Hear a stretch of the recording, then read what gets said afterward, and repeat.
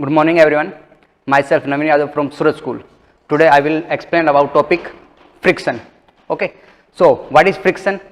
Actually friction is a force. Friction is a type of force which always oppose motion. So we can say that friction is a opposite force that stop the motion. So first of all, why friction act?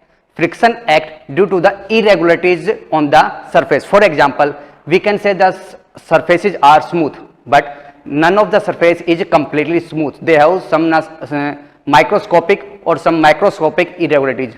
When the irregularities interlock, they reduce some force that we act on that force. This force that act on the opposite of the motion is known as friction. So we can say that friction is harmful for us, but not the only harmful, it is also useful for us. We can say friction is necessary evil. Why? Because friction is harmful for us, like it produce heat which can damage our machines.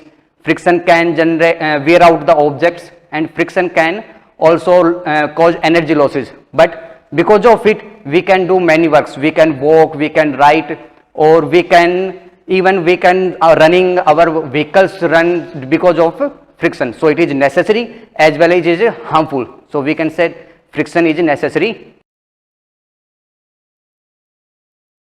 So how can we can reduce or increase the friction? So how can we reduce friction?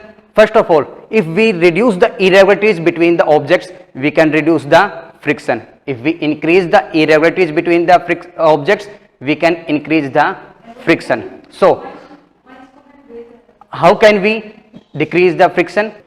To reduce the friction, we can use some special process. For example, we can increase the weight, or we can increase the surface area, or we can make the surface rough.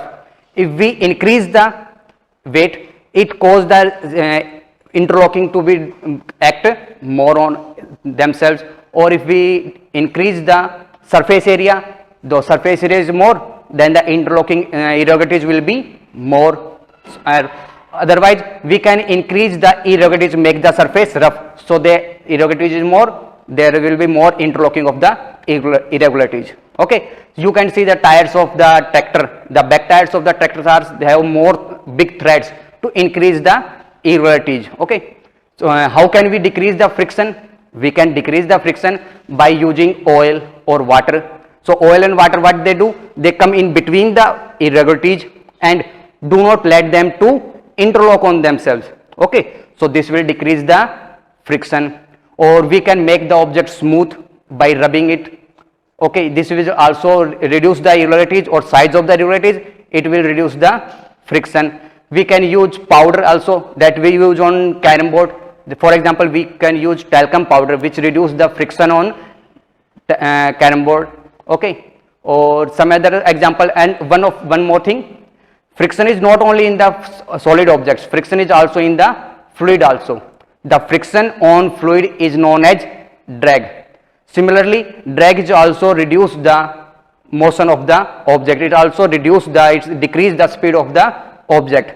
We can reduce the drag by using streamlined shape. You can see that the fishes have same shape that we have of submarine, aeroplanes, birds. They have similar shapes, that is narrow from the starting, and the end is also narrow, but the body between them is wide. This is narrow in starting and between wide, and then back is narrow, is known as streamlined shape. Okay, this will reduce the friction.